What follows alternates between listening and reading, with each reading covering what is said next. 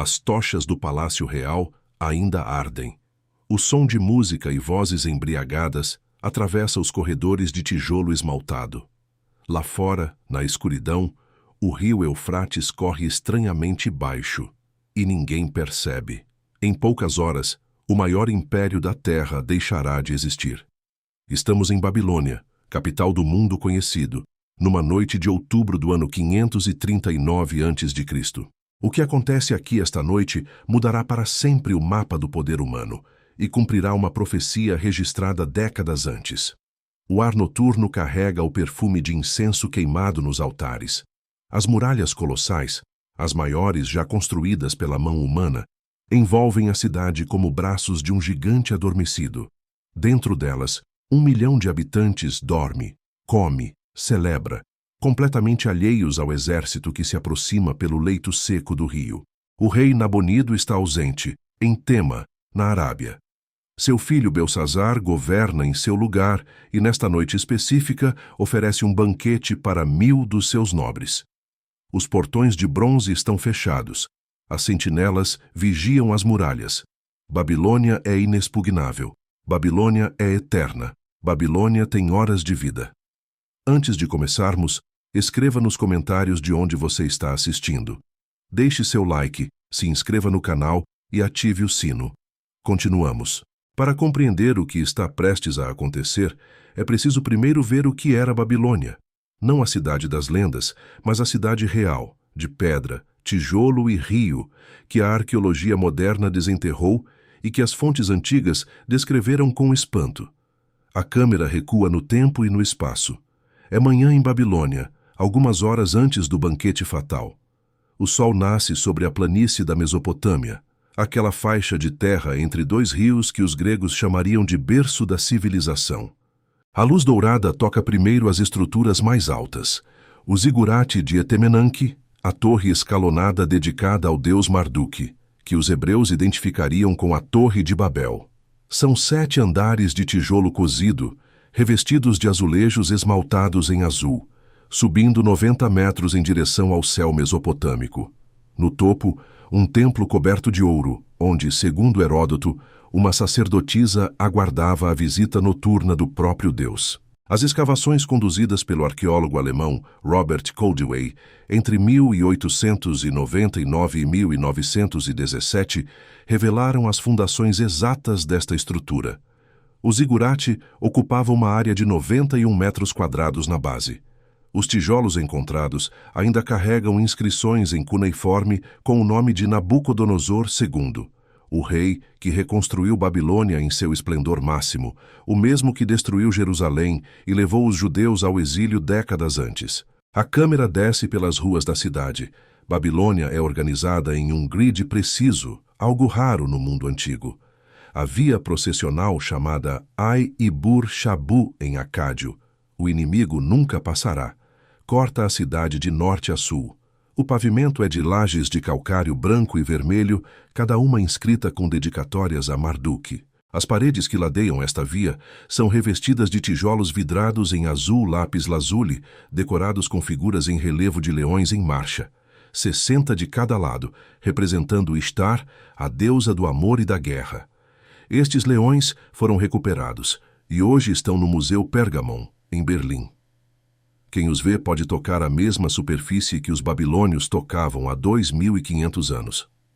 O portão de Ishtar domina a entrada norte da via processional. É uma estrutura massiva de tijolos azuis, decorada com dragões e touros em relevo, símbolos de Marduk e Haddad. Mede 14 metros de altura. É por este portão que os deuses entravam em procissão durante o festival de Akitu, o Ano Novo Babilônico. É também por este portão que, em teoria, nenhum exército invasor jamais passaria. As muralhas que se estendem a partir dele são duplas. Uma muralha externa de 7 metros de espessura, uma muralha interna de 6,5 metros, separadas por um fosso preenchido com água do Eufrates. Torres de vigia pontuam o perímetro a cada 50 metros. Heródoto, que visitou a cidade cerca de 80 anos depois desta noite, registrou que as muralhas tinham 85 quilômetros de circunferência. Um exagero, segundo os arqueólogos, mas indicativo do espanto que causavam. A câmera atravessa o rio. O Eufrates não contorna Babilônia. Ele a atravessa, dividindo-a em duas metades conectadas por uma ponte de pedra sobre pilares de tijolo. O rio é a artéria vital da cidade. Fornece água para beber, irrigação para os campos ao redor, transporte para mercadorias que chegam de todo o império. Navios de carga atracam nos cais ao longo das margens. Pescadores lançam redes nas águas barrentas. Mulheres lavam roupas nos degraus de pedra que descem até a margem. Ninguém imagina que este mesmo rio, esta fonte de vida, será o canal da destruição. Na margem oeste, os jardins suspensos, se realmente existiram em Babilônia e não em Nínive, como alguns estudiosos modernos sugerem, elevam-se em terraços verdes sobre estruturas de tijolo. Plantas exóticas de todas as regiões do império crescem em canteiros irrigados por um sistema de parafusos de Arquimedes que bombeiam água do rio até os níveis superiores. A tradição diz que Nabucodonosor II construiu estes jardins para sua esposa Meda, Amites, que sentia saudades das colinas verdes de sua terra natal. Seja verdade ou lenda, os jardins representam o poder de Babilônia, uma cidade capaz de fazer florescer um oásis no meio do deserto. O Palácio Real ocupa a área entre o portão de Ishtar e o rio. É um complexo de pátios, salas de audiência, aposentos reais e depósitos que cobre mais de 50.000 metros quadrados. As paredes são decoradas com tijolos esmaltados formando padrões geométricos e florais em azul, amarelo, branco e preto. A sala do trono, onde Belsazar oferece seu banquete nesta noite, mede 52 metros de comprimento por 17 de largura. As paredes exibem leões, palmeiras estilizadas e rosetas, motivos que os arqueólogos documentaram em fragmentos recuperados do local. É nesta sala que, segundo o livro de Daniel, uma mão aparecerá escrevendo palavras na parede. É nesta sala que o destino do império será selado. A câmera sobe novamente, oferecendo uma vista aérea. Babilônia se estende por mais de 1.000 hectares de área urbana. Templos dedicados a dezenas de divindades pontilham os bairros. O templo de Marduk, o Exagila, é o centro religioso do mundo mesopotâmico, tão sagrado que mesmo reis conquistadores se sentiam obrigados a prestar homenagem ali para legitimar seu poder. As ruas fervilham de mercadores, artesãos, escribas, sacerdotes, escravos e soldados. Ouve-se aramaico, a língua franca do império, misturado ao acádio oficial, ao persa dos visitantes, ao hebraico dos exilados. Cheira a pão assando nas padarias, a cerveja fermentando nas tavernas, a esterco de jumento nas ruas secundárias, a incenso nos altares.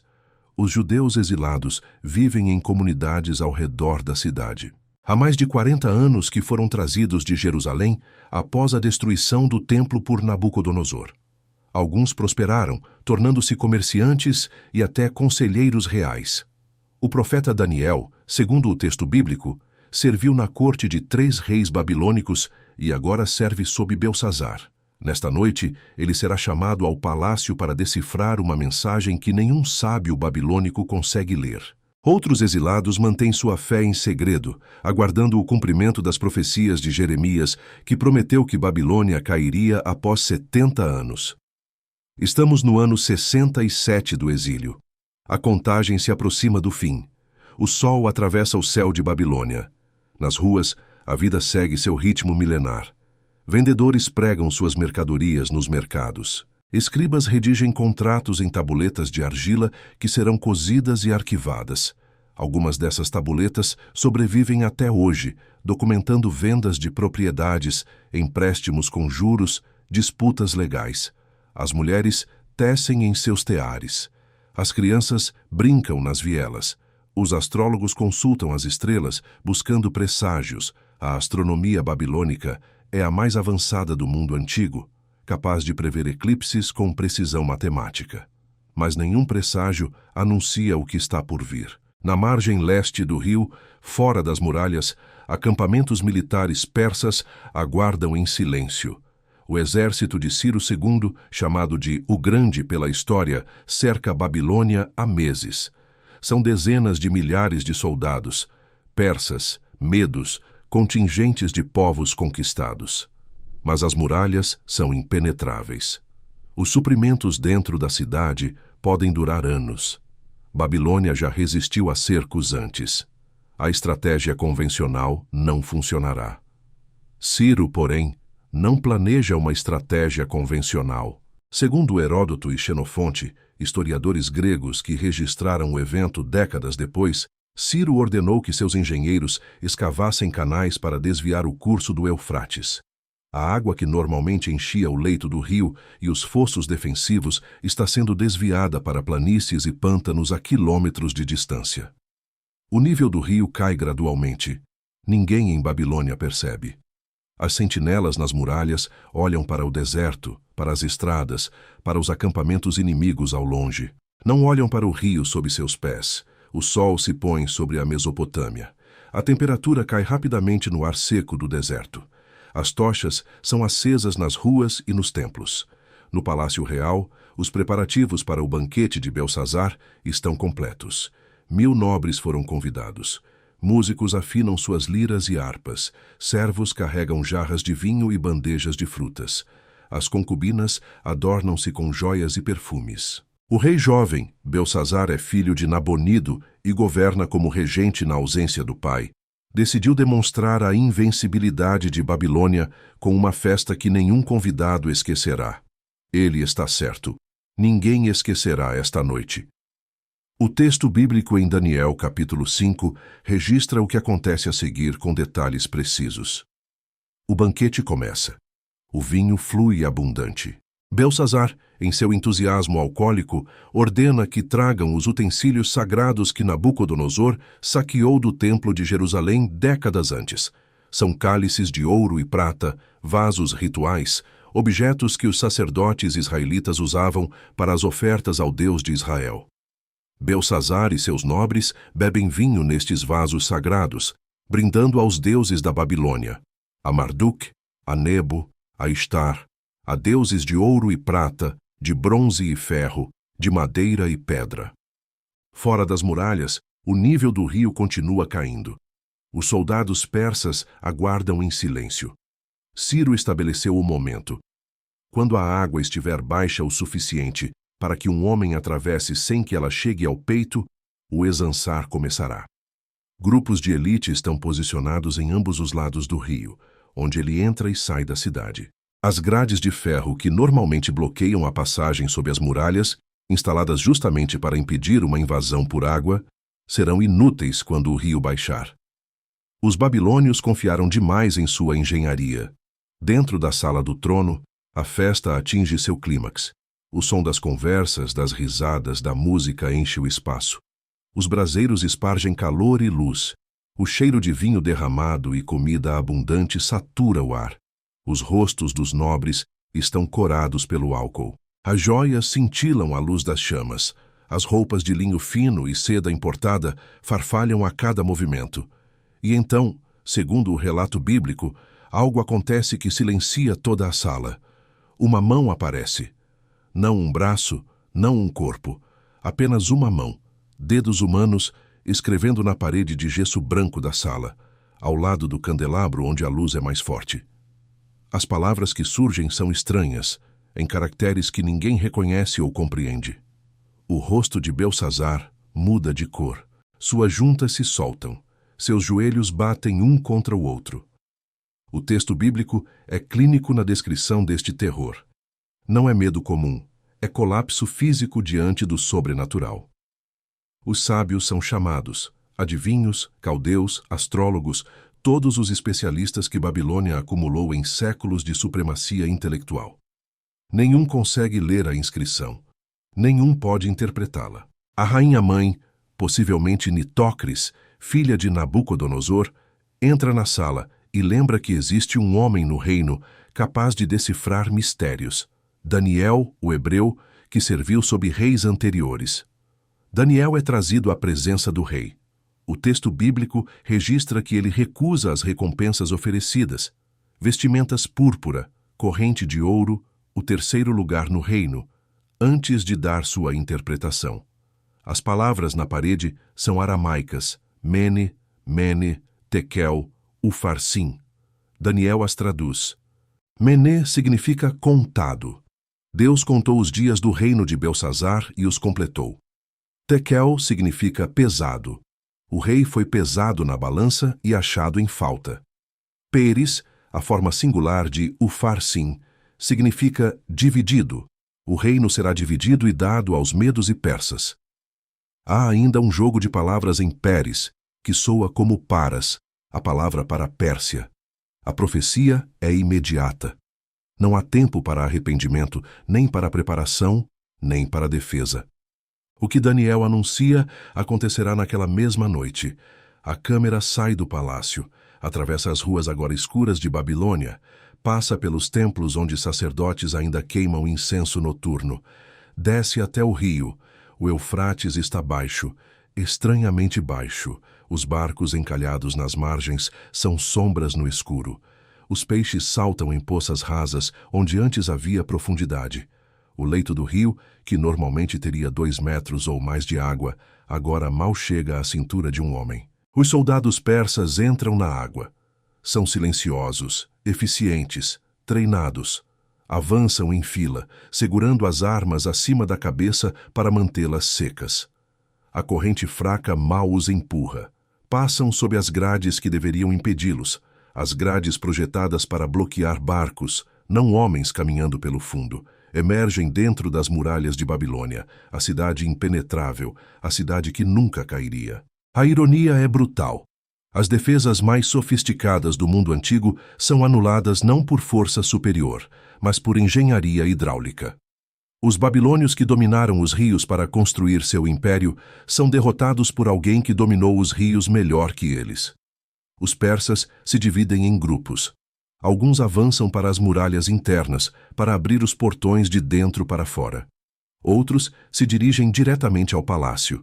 A maioria dos babilônios ainda não sabe o que está acontecendo. Os guardas nas muralhas olham para fora, para o deserto vazio, para os acampamentos distantes. Não olham para trás, não olham para baixo. Heródoto registra que, devido ao tamanho imenso da cidade, quando as extremidades foram tomadas, os habitantes do centro ainda não sabiam que haviam sido conquistados. A festa no palácio continuava, a música ainda tocava, os copos ainda enchiam. Babilônia caía enquanto seus governantes brindavam. A câmera retorna à sala do trono. Belsazar ainda está ali, talvez ainda processando as palavras de Daniel, talvez já tentando organizar alguma defesa tardia. O texto bíblico é conciso sobre o que acontece a seguir. Naquela mesma noite, Belsazar, rei dos caldeus, foi morto. As portas se abrem. Soldados persas entram. Há gritos, confusão, o som de metal contra metal. Copos de vinho caem e se despedaçam no chão. Nobres bêbados tentam fugir ou se esconder. As tochas oscilam com a movimentação violenta. O sangue mancha os tijolos esmaltados, os tapetes importados, as vestes de linho fino. O grande império que dominou o mundo conhecido por quase um século termina em uma única noite, em uma única sala, enquanto os ecos da festa ainda ressoam nos corredores. Babilônia cai. O que acontece nas horas seguintes desafia as expectativas. Não há saque em massa. Não há destruição. Não há massacre generalizado. O cilindro de Ciro, um documento de argila descoberto em 1879 e hoje no Museu Britânico, registra a versão oficial persa dos eventos. Ciro se apresenta não como conquistador estrangeiro, mas como libertador enviado por Marduk, o próprio deus patrono de Babilônia. Segundo a inscrição, o povo de Babilônia o recebeu com alegria. Nabonido, o rei ausente, foi capturado posteriormente sem resistência significativa. Os judeus exilados veem nestes eventos o cumprimento das profecias. Isaías, escrevendo mais de um século antes, havia nomeado Ciro como o ungido do Senhor que libertaria Israel. Jeremias havia prometido o retorno após 70 anos. O decreto de Ciro, registrado tanto no cilindro quanto no livro de Esdras, permitirá que os judeus voltem a Jerusalém e reconstruam seu templo. O exílio babilônico termina na mesma noite em que termina a Babilônia. O sol nasce sobre uma cidade transformada. As muralhas ainda estão de pé. Os templos ainda dominam o horizonte. O zigurate ainda aponta para o céu, mas o poder mudou de mãos. Os estandartes persas tremulam onde antes tremulavam os babilônicos. As ordens agora vêm em persa, traduzidas para aramaico. O império que humilhou nações, que destruiu Jerusalém, que arrastou reis acorrentados por suas ruas em desfile triunfal, agora pertence a outro povo, serve a outro rei, curva-se a outro Deus. O significado deste evento reverbera através dos séculos.